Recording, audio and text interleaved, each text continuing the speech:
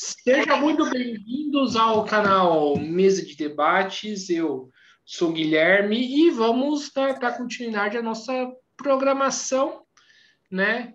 Hoje eu estou aqui com a Dida Dias, né? A gente da Revolução Solidária, né?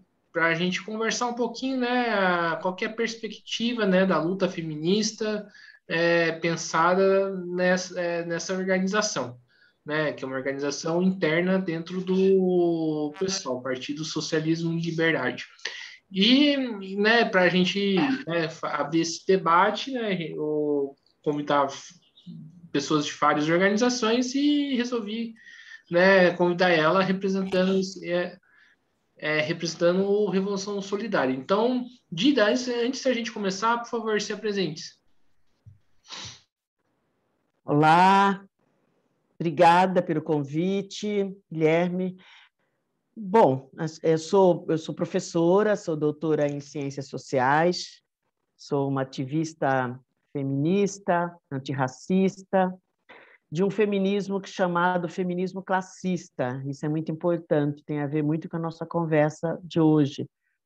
Sou uma ativista socialista, com algum tempo na luta das mulheres, né, chamada na luta das mulheres do campo popular. E é isso.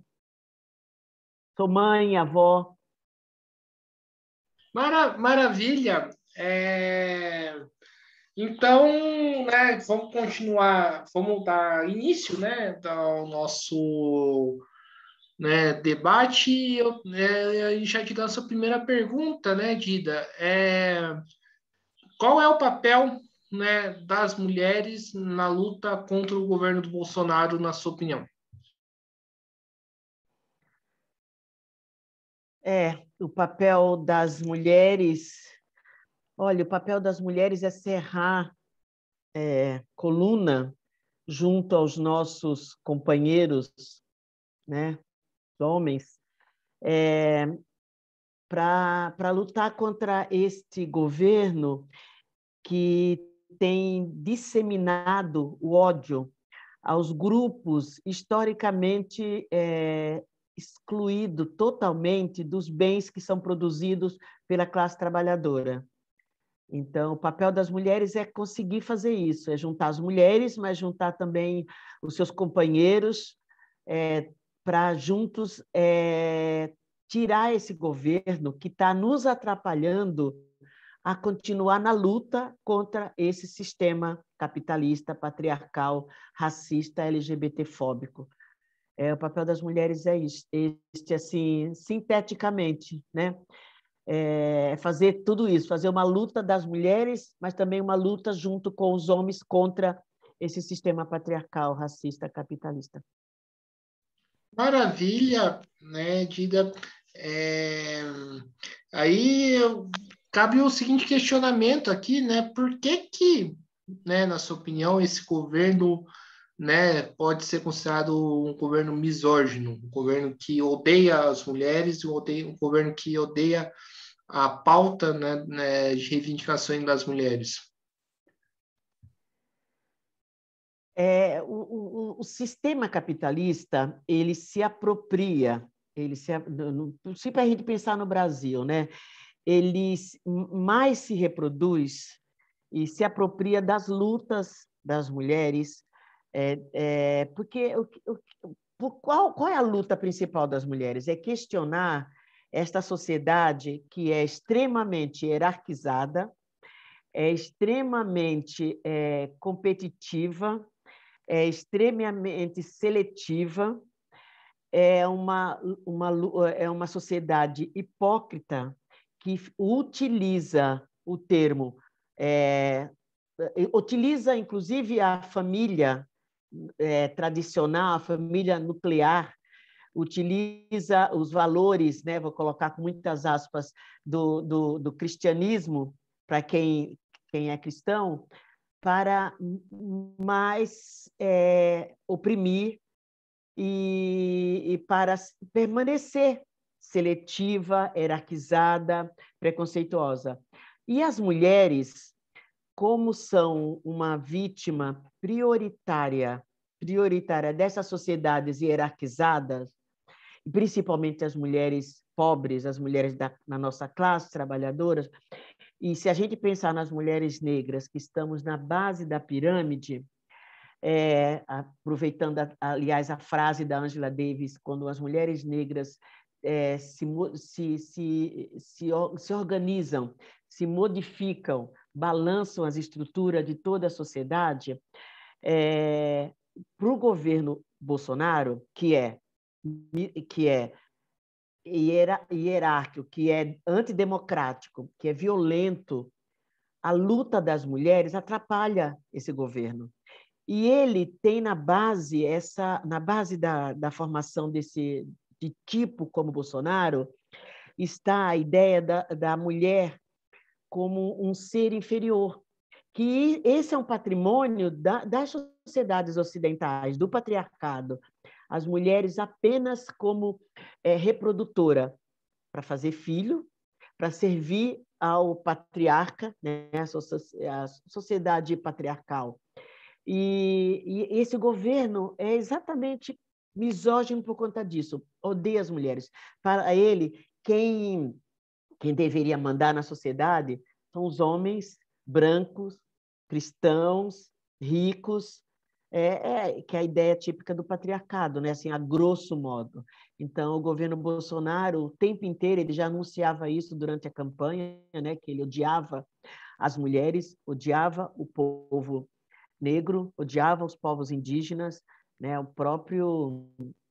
próprias ideias do nazismo, do fascismo, odiava a esquerda, odiava quem luta contra essa sociedade patriarcal da direita. Então, ele odiava a esquerda, odiava as feministas, ele já anunciava isso. Então, ele põe no seu governo, no ministério, no chamado Ministério das Mulheres, a maior representante dessa misoginia, que é uma mulher.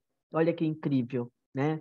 Ele põe Damares no ministério em defesa da família. Então, utiliza essa família, que é a família típica para o patriarcado, que é uma família que pressupõe algo extremamente artificial, que é o homem, a mulher e os filhos. Aquele homem e aquela família, aquele casal que vai à missa e em seguida, quando volta comunga, e quando volta para casa, esse homem é aquele homem que bate na mulher, que estupra a mulher, que é pedófilo, que estupra a empregada, em geral, uma empregada negra. Então, a defesa desse governo é a defesa desta família, que é o sonho de pessoas que seguem os valores de Bolsonaro, né? Então, por isso que o Bolsonaro é misógino e é contra os direitos humanos das mulheres, do povo negro, do povo LGBTQIA+, do povo que não é da tua turma, né? Homem branco cis, isso não sei se eu respondi, mas ele é misógino porque ele odeia quem é diferente, odeia um mundo comunitário, odeia um mundo horizontal, ele odeia tudo isso. E as mulheres, historicamente, elas principalmente as mulheres empobrecidas, elas têm uma história de vida mais comunitária, por conta de como, principalmente o Ocidente, porque, na verdade, o que nós estamos conversando é sobre o Ocidente, que é o que a gente conhece, né, Guilherme? A gente foi proibido, por conta dessa educação eurocentrada, a conhecer o mundo além do chamado Ocidente, que é um termo que eu estou utilizando, um termo político, né, sociológico, através dos valores, das ideias europeias, da Europa e do norte da América, né, do continente americano, do norte do continente americano. Então, a gente não conhece o mundo, os mundos indígenas, não conhece o mundo do continente africano, o mundo do continente asiático, a gente não conhece. Então, o Bolsonaro, ele representa esse mundo que eles entendem como um mundo superior, é o mundo europeu, o mundo ocidental. Apesar dele ser essa coisa, essa casca grossa, essa coisa que não dá para qualificar, né? O que é aquilo, né? Aquilo não a pessoa só dele, né? Mas as pessoas que o seguem, né? Porque o problema não é só o Bolsonaro, é o Bolsonaro e as ideias do bolsonarismo que não surgiu agora em 2018. Ele possibilitou o ressurgimento. Essas ideias já estavam impregnadas nessas pessoas, né? Que o seguem. Isso. Perfeito, o Dida. Você citou aqui, né, o fato da Damares Alves, né? Você falou que ela é a maior representante da misoginia aqui no Brasil, né? Muitas das pessoas, né, colocam, né, é, ela, ou, por exemplo, ou se a gente for, né, subir um pouquinho mais para cima, a Margaret Thatcher, como pessoas que, como exemplo de mulheres sucedidas, né, bem-sucedidas, que deram certo, que estão, né, sendo de alguma certa maneira protagonista, né? Eu queria que você comentasse esse tipo de visão que para mim parece bastante equivocado, porque é uma mulher que está na política, mas, né, oprimindo outras mulheres e principalmente oprimindo a classe trabalhadora. Sim, sim, esse é um grande desafio do feminismo que eu faço parte, que é deixar nítido que a nossa luta não pode ser deslocada, separada da luta contra o sistema capitalista, patriarcal, machista, racista e LGBTfóbico. Porque senão a gente cai nesses absurdos. Porque não basta ser mulher para nos representar, como também não basta ser uma pessoa negra para nos representar, da mesma forma não basta ser uma pessoa LGBTQIA+, para nos representar. As lutas têm que ser combinadas, porque é impossível acabar com o machismo ou o racismo nessa sociedade capitalista, nessa sociedade pró-lucro. E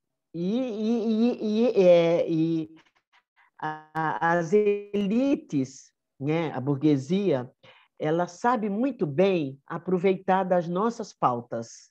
Então, por isso que é um grande desafio. Se a gente perceber, na televisão acaba aparecendo os grandes magazines, por exemplo, as empresas de roupa, elas são as primeiras a incluírem em sua propaganda a diversidade, por exemplo, a diversidade étnica, racial, algumas das discussões, algumas das pautas das mulheres, algumas das pautas LGBTQIA+, para vender mais, para vender suas mercadorias. Então, por isso que a luta tem que ser combinada, né? Tem que ser combinada.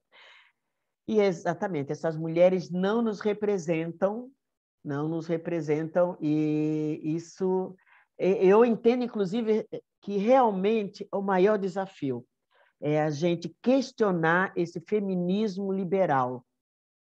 Liberal, né?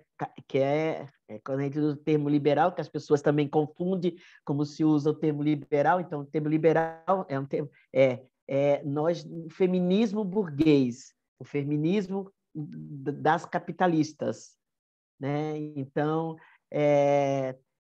isso é um grande desafio nosso. Então, já que você falou desse feminismo liberal, eu queria que você fizesse aqui uma comparação, né, sobre o que é o feminismo liberal e o que é o feminismo que você defende, né? Então, a grande diferença é realmente não incluir as discussões das mulheres não perceber que nós vivemos numa sociedade de classes. Esse é o grande desafio, né? Só um segundinho, Guilherme. Sim.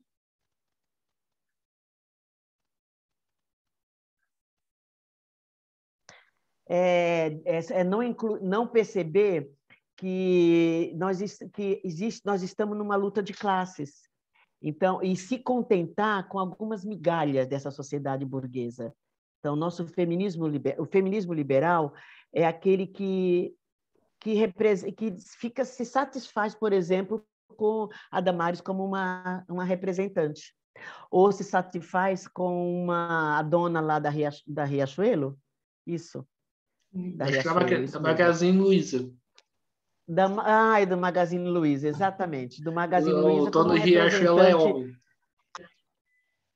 Então, exatamente. Então, é isso. Se satisfaz com essa como uma representante nossa. E o feminismo liberal luta apenas por a representatividade das mulheres, né? Nós não lutamos pela representatividade, porque é impossível, não existe empoderamento individual. Ou a classe se empodera, e aí é importante que a classe trabalhadora ela tem sexo, gênero e tem raça. Então, ou a gente só se empodera quando for um grupo social pensando na classe trabalhadora, pensando na população negra, população empobrecida, pensando nas mulheres empobrecidas. Então, e o que é o nosso feminismo classista? É lembrar exatamente essas questões. Não tem como analisar a situação das mulheres se não lembrar que as mulheres, elas, para compreender, tem que lembrar que as mulheres existem, as mulheres trabalhadoras e as mulheres que são da burguesia, que são as patroas. E aqui nós não estamos falando da vendinha da esquina, nós estamos falando da grande empresária, que, se você pensar na opressão das mulheres, todas as mulheres são oprimidas na sociedade capitalista, todas as mulheres. Mas essa não é a nossa grande preocupação. Para uma feminista classista, a nossa preocupação é como está a vida das mulheres trabalhadoras, as que têm que acordar cedo e ir para o trabalho, ou viver do subemprego, como estamos vivendo hoje na pandemia, ou viver precisando das cestas básicas, como estamos vivendo na pandemia, ou não conseguir sair de uma situação de violência doméstica porque mora num quartinho minúsculo com seus filhos e está dormindo com o inimigo, né? E não conseguir ter uma rede de atenção com outras mulheres, não conseguir ter acesso às políticas privadas, porque as públicas não têm. Né? As políticas públicas não existem, porque esse governo, inclusive, cada vez mais está retirando nossos direitos. O nosso feminismo classista se diferencia porque faz uma luta combinada, uma luta dentro contra o sistema capitalista, o sistema inteiro, capitalista, que é racista também. Não sei se deu para diferenciar, mas essa que é a grande diferença, é a gente compreender que a libertação das mulheres só acontecerá quando não for somente de uma mulher, ou de 5 mulheres, e sim de toda a classe trabalhadora. É uma luta combinada com os nossos companheiros, mas entendendo que dentro da classe trabalhadora, nós, as mulheres, sofremos mais, porque nós temos essa dupla luta. E se formos mulheres negras, temos a tripla luta. Se formos mulheres não LGBTQIA+, LBTQIA+, temos mais luta. Então, o feminismo classista é um feminismo que tem todas essas lutas, mas é a única possível para a gente conseguir uma libertação da nossa classe, né? Por isso que... E saber que nesse sistema a gente não consegue ser feliz. Então, é uma luta que tem que ser combinada, é uma luta que tem que ser ecossocialista, é uma luta que tem que ser contra a destruição da vida, né? Da vida biológica da vida, de tudo, né? Perfeito, Dita. Acho que a gente tem que entrar aqui. Você colocou aqui vários debates aqui bastante importantes, né, para a gente fazer. O primeiro debate que a gente poderia entrar, né? Você disse que é impossível acabar com o machismo sem acabar com o capitalismo, né? Algo que concordo bastante, né? Contudo, né, a gente está nesse sistema, qual que seria, né, tipo, as tarefas de curto prazo, né, digamos assim, imediatas, né, do movimento feminista dentro desse sistema e quais seriam as tarefas a longo prazo e como ligar uma coisa com a outra? É, vamos, vamos dar palpites, né? Vamos dar palpite. Ó, de imediato é tirar o Bolsonaro. De imediato é tirar o Bolsonaro. De imediato, Guilherme, é convencer, conseguir na esquerda convencer que precisamos garantir uma unidade. De imediato é isso. De imediato é parar de nos dividirmos para destruir o Bolsonaro já. Não esperar para 2022. Mas se tivermos que chegar até 2022, estarmos juntos para votar na árvore, na geladeira ou na cafeteira, menos o Bolsonaro. E para isso nós vamos ter que ter unidade. É, mas também de imediato é a gente conseguir também ter unidade no movimento feminista para denunciar, continuar denunciando e brigando pelas migalhas que a gente consegue acessar, defendendo, parar de, na verdade, pressionar para que não acabem com os nossos poucos direitos, o que conseguimos nesse tempo todo da história do movimento de mulheres no Brasil, e continuar acessando em algumas cidades, né, através das câmaras de vereadores, através da pressão nas câmaras, também nos executivos municipais, conseguir alguns direitos. Enquanto isso, juntar mais mulheres e denunciar, porque as mulheres, o povo, né, a classe, precisa saber que tem muita gente descontente, precisa saber que é possível uma outra vida, diferente dessa vida que a gente vive, e precisa também saber que não dá para ficar esperando o salvador ou a salvadora da pátria. Tem que só a luta coletiva muda a vida. E isso é de imediato que não é de imediato assim, um curtíssimo prazo. Então, continuar, por exemplo, agora nós estamos organizando aqui na Baixada Santista os 16 dias de ativismo pelo fim da violência contra a mulher, juntando vários coletivos, independente de partido, vários coletivos, juntando ou feministas que não estão em coletivos, para construir várias lutas, né? Através de várias formas, com intervenções artísticas, com pressão, com rodas de conversas, né? Cine-debates, manifestações na Câmara de Vereadores da Baixada, abaixo-assinados, criação de hashtag para convencer as mulheres de que denunciem situações que sofreram de assédio sexual, de abuso sexual dentro de casa, ou, por exemplo, nas clínicas médicas. Então, a gente vai fazer uma série de ações nesses 16 dias. Então, estamos aproveitando a pauta do feminismo para juntar as mulheres, juntar os coletivos e irmos para a rua. Nós temos que criar uma outra narrativa, né? Então, dizer o seguinte, olha, vamos sair dessas juntas. E, para isso, nós temos que nos juntar nos vários coletivos, os vários grupos, as várias organizações, para fazer essas ações. Isso é de imediato. Isso é de imediato. E, junto com isso, porque isso serve de politização também, de formação para as mulheres, para elas aprenderem de que não tem outro jeito de mudar a vida, de melhorar a vida, se não for de forma coletiva e pela esquerda. Essa tem sido a nossa prática, né? Não só aqui no Brasil, na América Latina, né? na América, na Europa, na África, né? Nas várias ações que a gente fica sabendo que acontecem em vários países na África.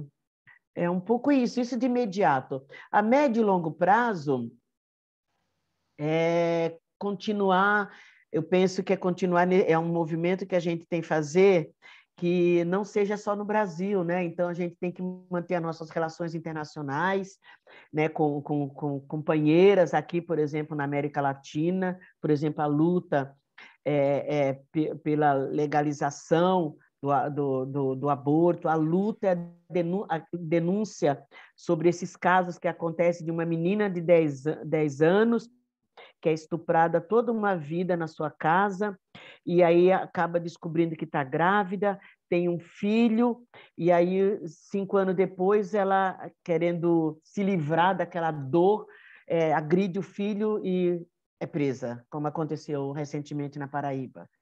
Então, não pode. É uma hipocrisia. Nós temos que tirar essa discussão debaixo do tapete. A médio prazo é discutir essas questões, inclusive na esquerda, que a gente não pode questionar, inclusive, o mito da maternidade, que fica todo mundo saudando uma maternidade, todo mundo tem que ser mãe, e, de repente, não existe creche, não existem creche para as crianças, as mulheres perdem emprego quando ficam grávidas, não são contratadas quando ficam grávidas, as mulheres não têm prioridades em programas de governo, as mulheres mães, né? Então, nós temos que discutir essa violência doméstica presente na vida da maioria das mulheres. Esse machismo presente, inclusive na esquerda, na nossa esquerda, nos nossos movimentos, nos nossos partidos, nós temos que discutir isso a médio prazo. Nós temos que, a médio, a curto também. Então, você percebe? São muitas lutas o tempo inteiro que a gente está fazendo, né? A gente tem que fazer, porque é a única forma de a gente mudar esse mundo, porque não dá para esperar que alguém vai fazer por nós. O movimento feminista no Brasil, ele tá incrível, né? Porque ele teve um avanço imenso no começo da década de 80, após a redemocratização, né? As mulheres das periferias foram responsáveis, né, por um impulso aqui para a criação, por exemplo, do SUS, que salvou e tem salvado muita gente agora na pandemia, por conta da questão da Covid. E, no entanto, a gente sempre, maioria nos movimentos sociais, né, nas bases dos movimentos, se a gente pensar o MTST, o MST, contra a caristia, o próprio movimento sindical, nas bases onde tem mulheres, nós estamos nas bases. E nas direções, né? Como é que estamos? Então, a gente tem que estar refletindo sobre isso. Isso está presente o tempo inteiro nas nossas pautas, nas nossas lutas, nossos desafios, né? Perfeito, Dida. Inclusive, você acabou de abrir espaço para poder fazer uma pergunta, né, que envolve a luta das mulheres, mas uma pergunta que envolve principalmente política nacional, uma pergunta, abrir uma polêmica aqui, né? Em relação a torno, né, dessa política de unidade, né, que você fala foi uma política votada, né, pelo Congresso do PSOL, que na minha avaliação, Odida, acaba se adaptando à candidatura de Lula. Por que eu estou perguntando isso? Porque a gente está vendo algo que a gente já viu anteriormente, que é o PT fazendo alianças com a direita. Tanto é que a Dilma, né, quando foi candidata, fez alianças com a extrema-direita, cedendo alguns pontos programáticos, como, por exemplo, o aborto. Né? Como pensar o governo petista desta perspectiva e como lidar com a unidade com setores que não são consequentes, né, com a luta das mulheres? Difícil, né? É difícil. Eu sei bem, eu tive 25 anos no PT, eu fui fundadora do PT em 81 e saí em 2005. Os últimos 5 anos da minha existência no PT, eu fui secretária estadual de mulheres do PT, aqui em São Paulo. É isso. O Partido dos Trabalhadores, mesmo ainda tendo uma base social muito grande de filiados,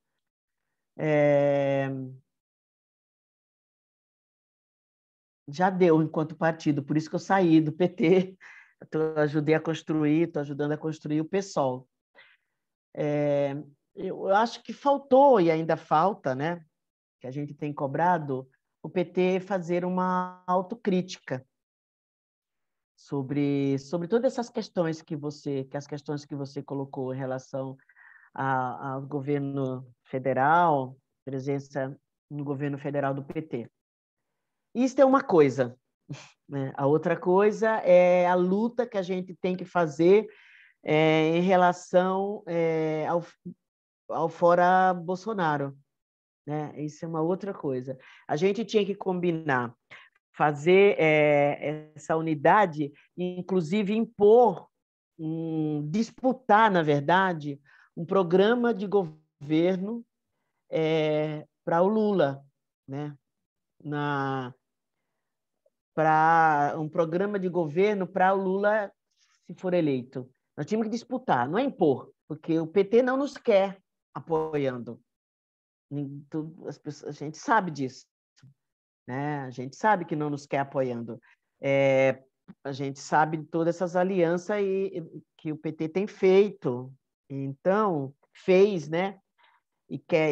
Porque eu estou falando o que está sendo divulgado pelo próprio Lula, né?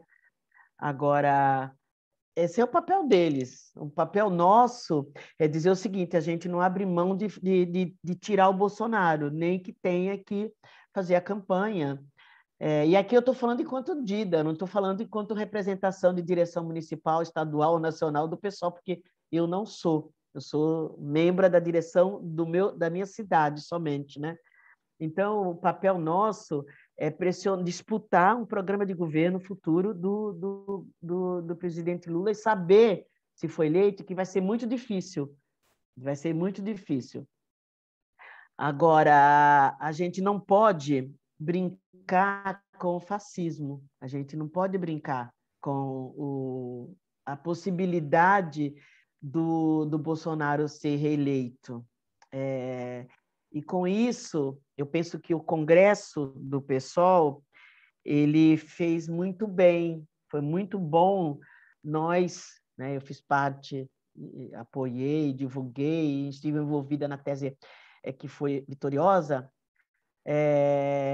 porque quem está quem vive, né, está junto com a maioria desse povo que está passando fome, ou que está correndo risco de vida ainda, porque esse governo ele está possibilitando não é a morte pelo Covid ainda, é a morte pela fome e a morte pela bala. Então, a gente não pode brincar com a vida das pessoas, né? E aí temos que arcar com essas consequências mesmo, de estar nessa encruzilhada, pressionando agora, né, na organização da unidade para os atos, para mobilizar mais gente para derrotar o Bolsonaro já, que a gente quer derrotar o Bolsonaro já, a gente não quer esperar para 2022. E se não tiver jeito, ir até o 2022, mas sabendo que nós temos uma encruzilhada, porque todo mundo já conhece o governo do PT, né? Já teve 3 mandatos, então ninguém tem ilusão. Nós não temos ilusão nenhuma, mas a gente sabe que a gente precisa tirar o Bolsonaro, né? Então, é um trabalho muito grande mesmo, Guilherme. É um trabalho muito grande, é um desafio, então é uma encruzilhada. Nós temos que defender a unidade, não defender cegamente, entender, só que nós não podemos nos aventurar. Não é um momento de a gente colocar assim, organiza, fortalece o PSOL, lançando uma candidatura própria, ou não, não tem. Nós podemos, para nós, pelo menos eu, junto com os meus camaradas aqui, a gente tem conversado que crescer o PSOL, organizar o PSOL, manter o PSOL como um partido necessário, é a gente seguir essa linha de juntar a esquerda, a centro-esquerda. É a centro-esquerda, inclusive, não é só a esquerda, juntar para derrotar o Bolsonaro. E isso para a gente deixar crescer o PSOL como um partido necessário, que é o necessário. É um partido que mais teve filiados, é um partido que tem uma bancada de mulheres e homens, é um partido que mais, olha, que coisa, é um partido que mais espaço possibilitou para nós mulheres, nós conseguimos, né? Tem bastante mulheres à frente, mulheres e homens pretos, por mais difícil que tenhamos nas esquerdas, nos partidos políticos de esquerda, a questão tanto racial quanto a questão de gênero, mas ainda é o partido que mais conseguiu nos abrigar. Aqui na Baixada Santista, nós fomos mais que 50% das candidatas mulheres, e teve candidatura indígena de mulheres e homens negros. Aqui nós fomos quase 50% também. Então, é um partido extremamente necessário, e é necessário exatamente porque não faz aventura, entendeu? Porque tá junto com essa maioria desses grupos, do grupo social historicamente excluído da vida política, aqui excluído de receber os resultados do que produz, né? Do que produz, da mais-valia, né? Do que produz aqui nessa sociedade. Então, a gente que construiu, que conhece essa base, né? De população preta, população pobre, das mulheres negras ou das mulheres trabalhadoras. Então, é isso, o PSOL, por isso que o PSOL ele fez certo, nós fomos vitoriosos e vitoriosas, e a gente quer continuar agora organizando a sociedade para, de fato, destruir essa família genocida, corrupta, né, do nosso país, e saber que, se precisarmos eleger o Lula, votar no Lula, que a gente não seja uma assinatura em branco, né? Sendo como falam, uma assinatura às escuras, né? Ou sem cobrar. Eu Certo, não sei. entendi. Eu não, particularmente não concordo com a primeira posição, a tese majoritária do pessoal, mas tudo bem, aqui é um canal de debates. Ô, Dida, você falou aqui de empoderamento, né? Esse termo aí, né, dá margem para um monte de discussão. O que para você é ser uma mulher empoderada? Olha, primeiro, eu não advogo da ideia de uma mulher empoderada, porque é impossível. É um termo que não é nosso, não é do feminismo classista esse termo. É impossível você ser empoderado numa sociedade que você não é uma ilha. Então, uma sociedade chapada de exclusão, então não tem como uma mulher ser empoderada sozinha.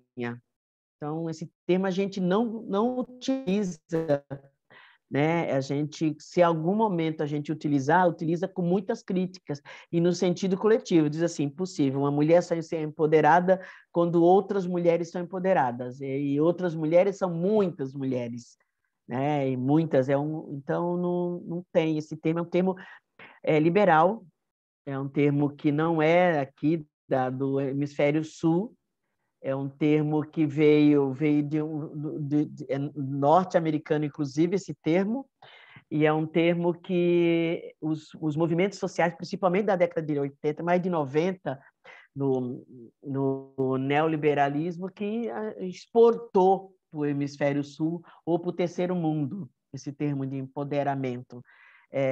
Eu não advogo desse termo porque tem enganado, né? As pessoas acharem que, no caso da luta antirracial, você conseguir usar uma roupa, conseguir trançar seu cabelo, por exemplo, é um empoderamento. Não, é você, né, cuidar da sua estética, buscar talvez suas raízes, mas é algo muito pouco, porque isso não garante emprego, isso não garante que você acabou com o racismo, você não garante que você conseguiu acessar necessariamente a universidade pública de qualidade, que não tem, está acabando. Então, a gente tem questionamentos ao termo empoderamento. Então, eu não... A nossa luta desse feminismo que eu chamo de classista não é lutar por empoderamento. Se tiver que lutar por empoderamento, é empoderamento da classe trabalhadora. Lembrando que ela tem mulheres, homens, brancos, não brancos, e aí nem utiliza mais esse termo, empoderamento. Não sei se eu respondi. Respondeu. Outro termo, né, que é utilizado bastante aí pelo esse feminismo liberal é o chamado lugar de fala, né? Eu particularmente acho bastante complicado esse termo porque assim, o Dida, porque eu acho que essa é uma discussão que eu gostaria de ver, por exemplo, o trabalhador da GM ou o trabalhador da Embraer, né, ou citando exemplo de duas fábricas aqui de São José, fazendo essa discussão, inclusive o trabalhador homem. Como que você vê esse termo lugar de fala? Eu acho bem complicado. E você? Olha, não é a minha área de estudo, mas o que eu entendo e a forma que eu compreendo esse termo, acho que existem muitas incompreensões e muita falsa utilização, porque as pessoas acabam, hoje em dia, disputando e utilizando a questão do feminismo quanto do antirracismo na disputa, inclusive dentro do partido, na sociedade. Então, o que essa discussão, como começou, né, para mim? Começou da seguinte forma: existem mulheres e homens, brancos, negros, indígenas, num agrupamento, por exemplo, num partido político. E somente homens falam, ou homens brancos falam, ou mulheres brancas falam, mesmo tendo mulheres e homens e brancos e negros, negras que têm informação, que têm forma de trabalhar, de debater, só que essas pessoas não são chamadas. Mais que isso, chamam um homem branco, por exemplo, para falar sobre o papel das mulheres, da mulher negra na sociedade. Para falar numa live ou numa palestra. Isso é um problema. Isso é um grande problema. Isso não significa, Guilherme, que os trabalhadores da GM ou dos bancários, por exemplo, não possam discutir sobre o machismo, inclusive a atuação dele dentro dessa discussão sobre a masculinidade tóxicas, por exemplo. Isso não significa que não pode discutir. Não significa que não possa ter uma mesa onde nós vamos debater sobre essas questões. Agora, o que não dá é para as mulheres nunca falarem, para o povo negro nunca falar, e os homens ou o povo branco só falarem, essas pessoas falarem sobre as questões do outro. Começou por conta disso. Né? Começou, assim, muito comum. Você teve um dia um seminário, foi muito interessante. Me enviaram na Unicamp, trouxeram um homem branco, estrangeiro, para falar sobre a ausência de mulheres na ciência, na academia. E aí foi muito engraçado, porque algumas mulheres e homens mandaram essas imagens para mim. Isso foi acho que foi na Unicamp isso. E aí, assim, pô, não tem nenhuma mulher para falar sobre isso também que estivesse junto com ele. Então, este é um problema. Este é um problema. né? Então, quer dizer, como você faz para uma sociedade que as mulheres tiveram que assinar com o nome masculino estudos que elas fizeram, pesquisas que elas fizeram, porque a sociedade não permitia que as mulheres fizessem isso.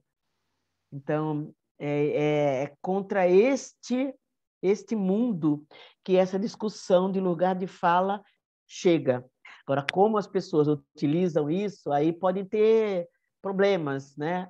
Não é a minha área de estudo sobre essa questão inteira, mas o começo foi por conta disso. Então, eu advogo que homens e mulheres, então, assim, eu sou educadora popular também, então dou cursos de formação.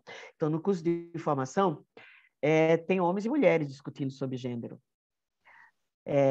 Só que vou discutindo sobre violência contra a mulher, pode ter também, mas saiba que se tiver homens e mulheres, as mulheres não vão falar.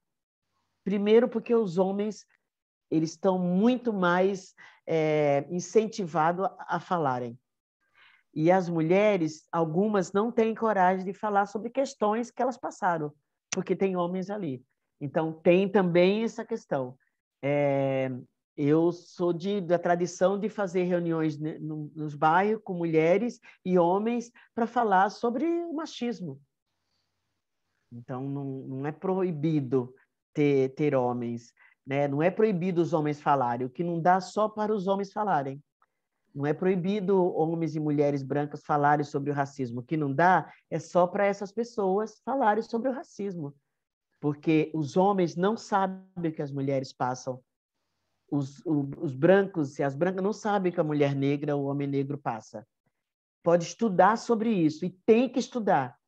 Tem que estudar. Eu não sei o que uma pessoa LGBTQIA+, passa. Eu estudo, mas eu estou formada para não incorporar essa discussão, para tratar essa discussão como uma aberração. Então, esse é o conjunto do problema, né?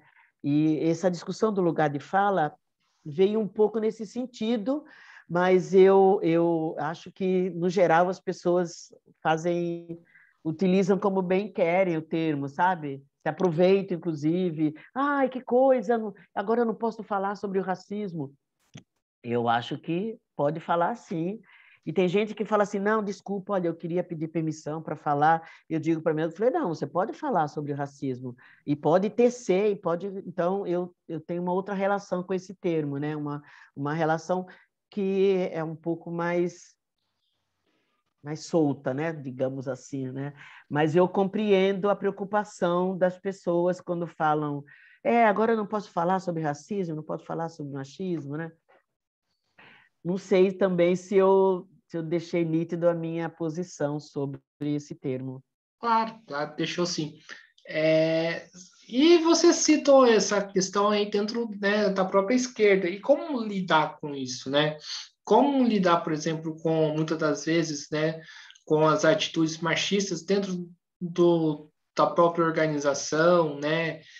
Os espaços que as mulheres têm na direção, ou até mesmo dentro dos sindicatos, aí já é uma esfera mais fora do partido. Como lidar com essas situações? Se organizando e brigando. Se organizando e brigando.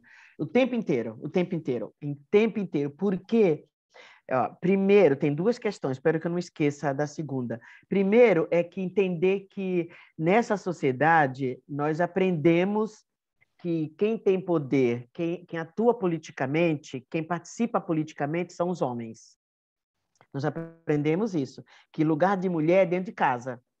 E nós aprendemos também nessa sociedade que lugar do povo negro é trabalhando ou como empregada doméstica, ou na segurança, ou na polícia. Nós aprendemos isso.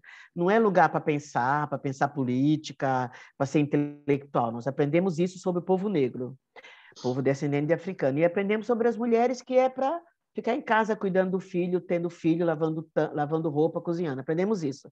Até hoje, Guilherme, até hoje isso. E aí, essa ideia está disseminada na sociedade inteira, dentro do sindicato, do partido, da esquerda, da direita, em todo lugar. E aí, quando a gente vai, quando a gente é uma feminista, quando a gente é uma antirracista, a gente tem que dizer, não é assim. E para isso, nós temos que juntar os nossos iguais, as nossas iguais. Então, no sindicato, nós temos que ter organismos de mulheres ou para conversar sobre táticas de como trazer essa discussão. E também no partido. Por isso que existem os setoriais, ou secretarias, ou frentes de mulher, frente, ou secretaria de negros e negras, ou LGBTs, ou secretarias de opressão, antiopressão. Então, existem para a gente juntar os nossos iguais, as nossas iguais, discutir sobre elas e sair para a luta, dentro, interna e na sociedade.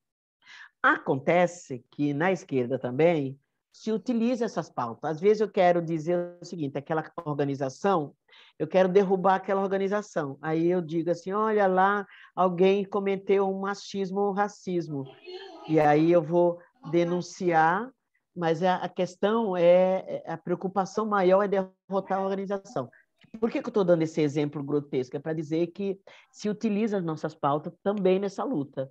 Bom, mas sabendo de tudo isso, nós temos que ter, eu, né, sou 65 anos, já tenho um pouquinho de experiência sobre essas questões, eu faço meio com muito amor e carinho a luta, entendendo que é difícil, mas eu acho bom essa juventude que não vai com tanto amor e carinho, mas que se junta para dizer, olha, às vezes tem que ir com o pé na porta, às vezes tem que ir com o pé na porta, mas entender que não dá para mudar de uma hora para outra.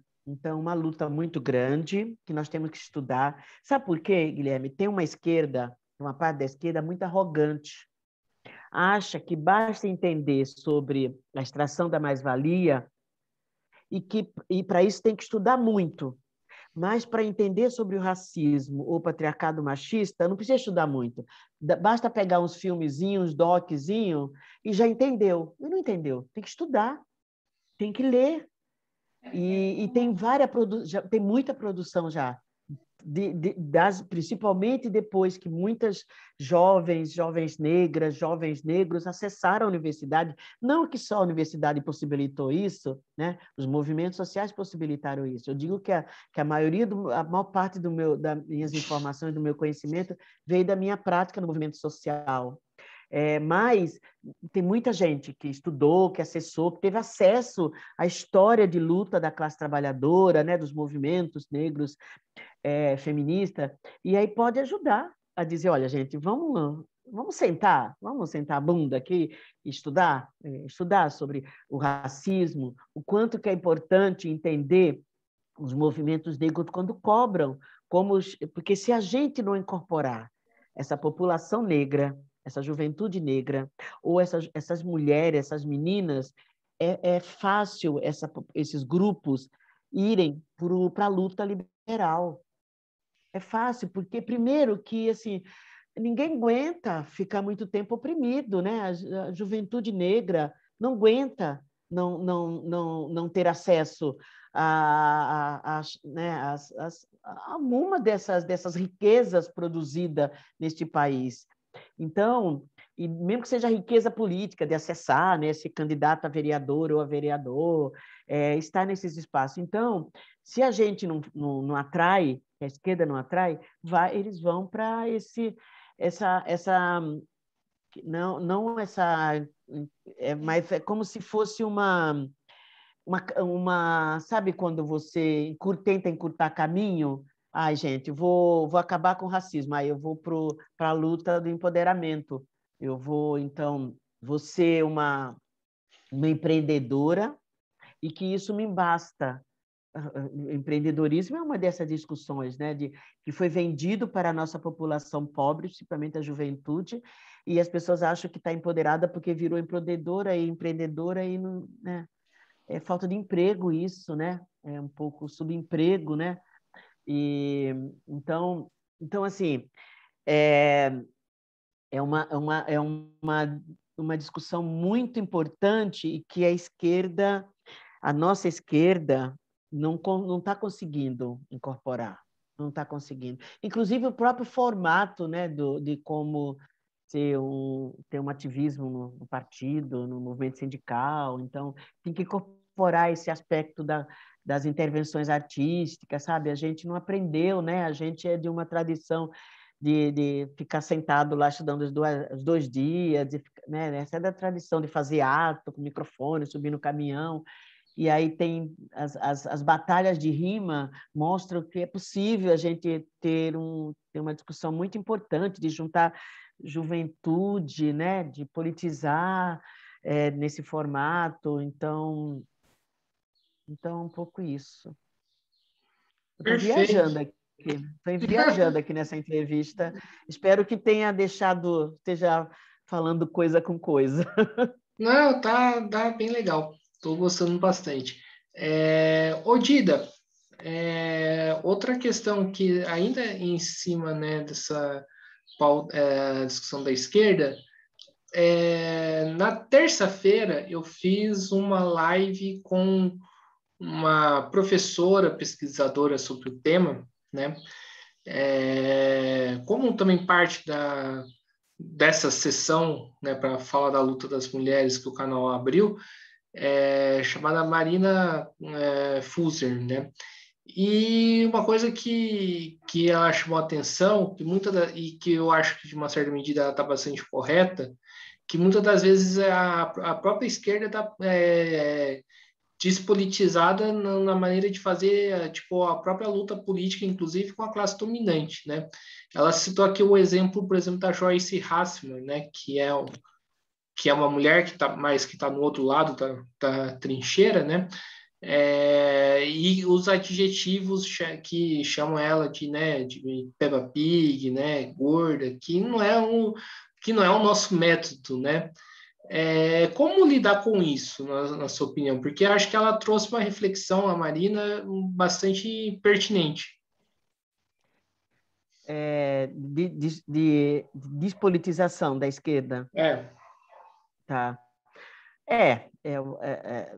E aí não só em relação a tudo, né? Porque assim, atacar a Joyce através dos atributos físicos, né? É o que a direita faz, né? Então, não precisa de uma esquerda para isso, né? Então, você tem crítica, não sei a que ela se referia, mas tem crítica a Joyce, tem que fazer sobre o aspecto político, né? Então, que é a mesma coisa que fizeram em relação a Dilma, né? Aqueles memes, né? Que a direita faz em relação a atacando as mulheres, porque é isso, né? As mulheres são atacadas no aspecto moral e os homens não, né?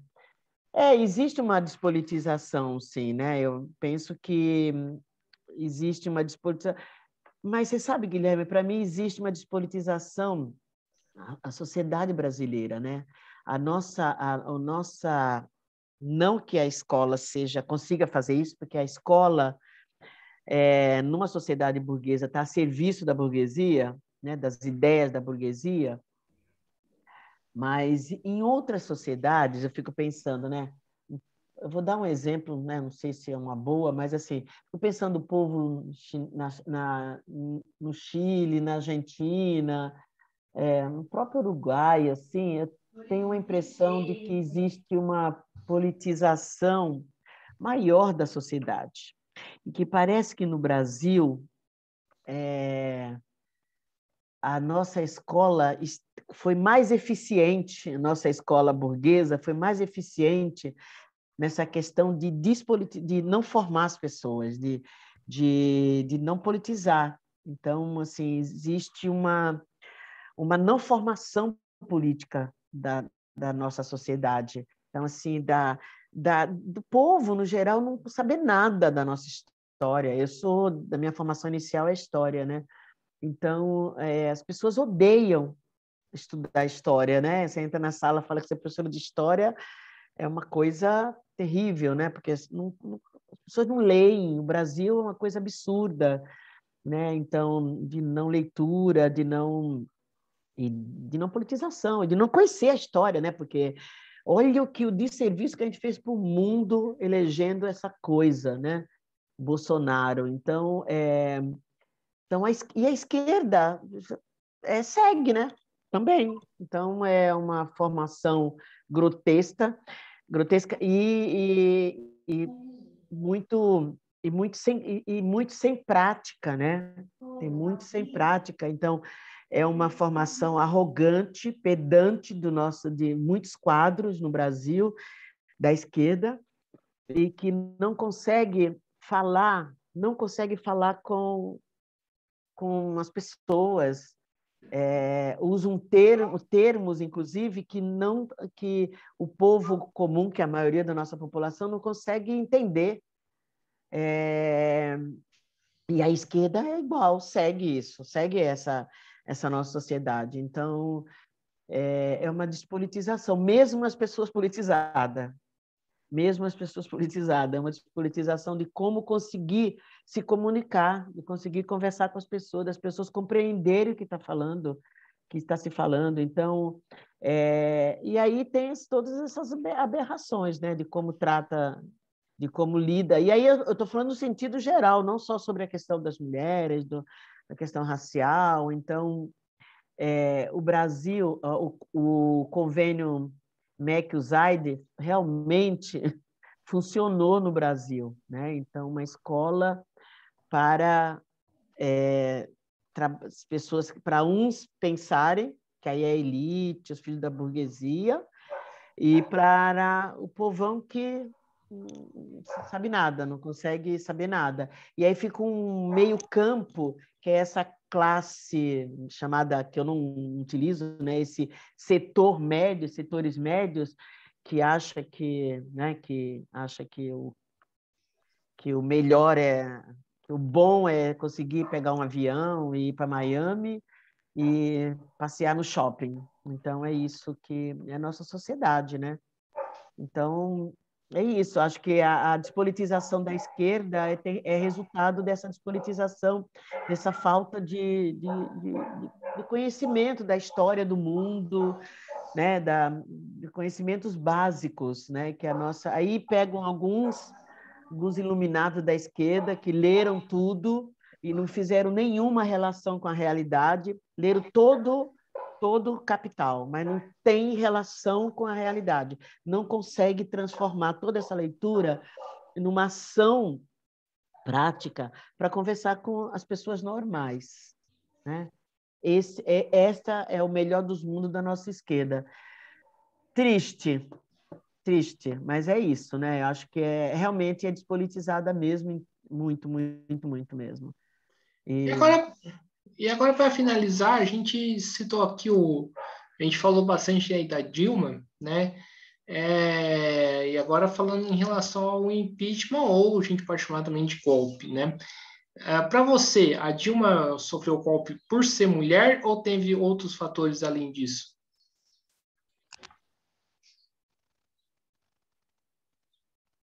olha, eu particularmente não acho que foi por ser mulher, não. Não acho necessariamente que foi por ser mulher, né? Então, essa é uma das utilizações, né, que a esquerda faz da pauta. A Dilma, para mim, a Dilma nunca, ela não foi a nossa representante feminista no sentido assim, uma atuação na luta das mulheres, né? Então, pode ter algum aspecto disso, mas né, o maior aspecto disso é que os memes eram extremamente machistas em relação a ela, nas críticas, que é isso que a gente já comentou aqui. Mas ela sofreu porque não interessava mais, né? Ela não interessava mais a burguesia, porque a Dilma teve apoio, né? Teve apoio, não foi só da esquerda, né? Então interessava a Dilma entrar. E ela não interessava mais, não estava servindo mais, precisava de um outro representante. A burguesia precisava de outro representante. Quando a burguesia também perceber que que já percebeu, né, que precisa, tanto que a Globo tem divulgado os atos, né, fora Bolsonaro. Então, que Bolsonaro não representa mais, vai tirar, né? Do mesmo jeito que tiraram o Collor. Ainda nós não estamos conseguindo influenciar aqui. A esquerda não mandou ainda, não manda ainda nos caminhos do Brasil, né? Então, não acho que a Dilma foi por conta de ser mulher, não. Não temos tanto poder ainda, não, viu? O feminismo não tem tanto poder ainda no Brasil, não, para isso. Uma Para pena. colocar ou para tirar. Não, concordo, mas não acho, não, viu? Sim.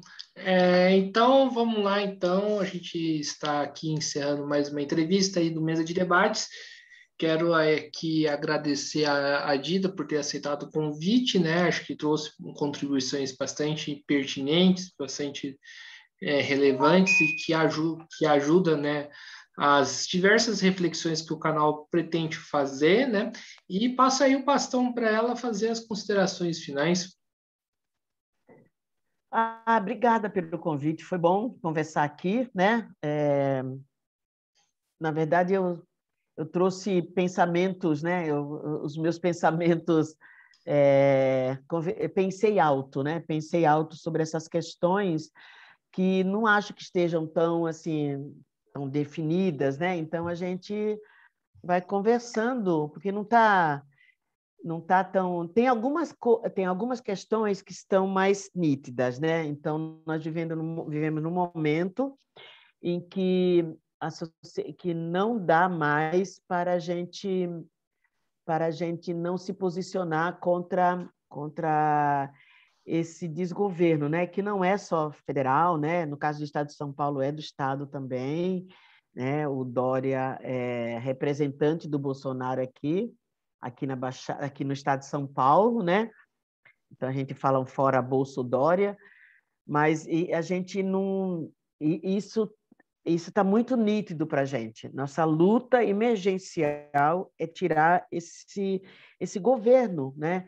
Que ampliou o ódio contra esses grupos sociais historicamente excluídos da nossa sociedade, né? Excluído, né, que são as mulheres, é o povo negro, então, a população pobre, empobrecida. Então, isso está muito nítido. E os caminhos, e aí, assim, não está tão fácil mesmo, tá um grande...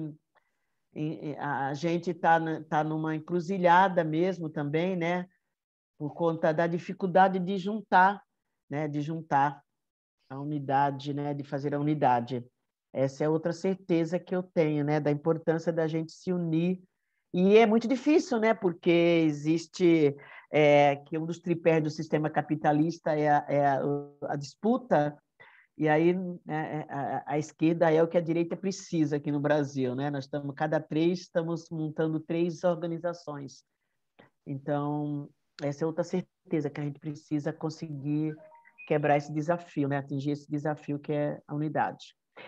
E agradecer esse momento de conversar, Guilherme. Espero que tenha contribuído, né, com essas conversas, esses pensamentos. E é isso. Obrigada. Maravilha, né?